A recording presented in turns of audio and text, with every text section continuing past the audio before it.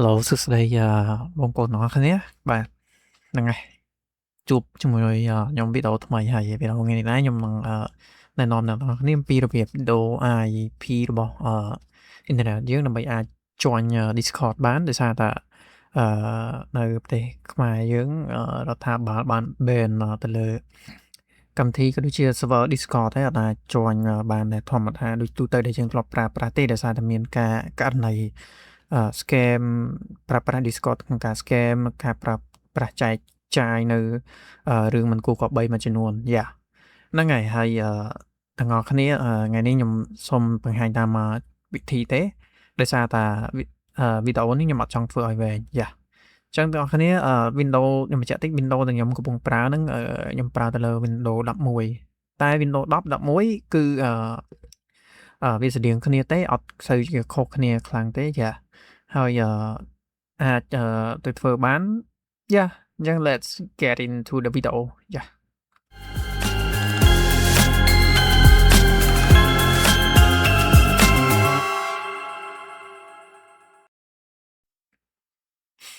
ហ្នឹងហើយចូលមកដំបូងយើងមើលកន្លែងមើល logo Windows ហើយបន្តមកទៀតយើងចុច Windows ហើយយើងចុចលើពាក្យថា setting បន្តមកទៀតអ្នកទាំងអស់គ្នាត្រូវ make sure ត្រូវដឹងថារបស់អ្នកទាំងអស់គ្នាប្រើអីគេនេះខ្ញុំប្រើខ្សែឬក៏ Wi-Fi អញ្ចឹងយើងចុចមកលើ network and internet នេះបន្តមកទៀតអ្នកទាំងអស់គ្នាស្រួលឡើងមើលមកក្រោមយកពាក្យ advanced network setting ចុចពីលើហ្នឹងមកផ្ទាំងហ្នឹងexpand វាធំមកហើយបន្តមកទៀតអ្នកនរគ្នាសូមចុចលើនេះ Ethernet បន្តមកទៀត more adapter option អញ្ចឹងនៅក្នុងកន្លោហ្នឹងអ្នកនរគ្នាចុចលើពី edit ផ្ទាំងនេះបង្ហាញមកទាំងអស់គ្នាចុច click ទៅលើនេះមួយ internet protocol version 4 TCP IPv4 អញ្ចឹងអ្នកនរគ្នាមើលតើអាណាមានលេខ4ច្រើនអ្នកនរគ្នាយកហ្នឹងមកអ្នកនរគ្នាយក select លើវាឲ្យអត់ធ្វើអីទេយើងចុច property ហើយកន្លែងវាចេញមកប៉ុណ្ណេះអ្នកនរគ្នាអត់ខ្វល់ទេអ្នកនរគ្នាមើលតើប៉ុណ្ណេះបានអីអញ្ចឹងអ្នកនរគ្នាយក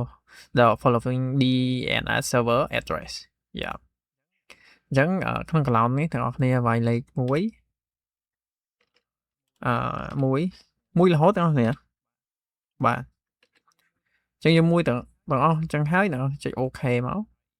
ហើយ close មកហើយ let it apply ហើយអ្នកគ្នាអាច join Discord ម្ដងទៀតអញ្ចឹងបើក Discord ចេញហើយឥឡូវខ្ញុំសាកចូល Discord តាម browser អញ្ចឹង Discord browser ក៏ចូលដែរអញ្ចឹងអាច fix បានទាំងអស់គ្នាហើយខ្ញុំអត់ចែករំលែកទេលក្ខណៈថាឲ្យដឹងទូលំទូលាយពេកទេដោយសារតែយើងដឹងស្រាប់ហើយប្រទេសយើងកំពុងតែធ្វើការប្រយុទ្ធប្រឆាំងជាមួយនឹងសកម្មភាព online scam ឬក៏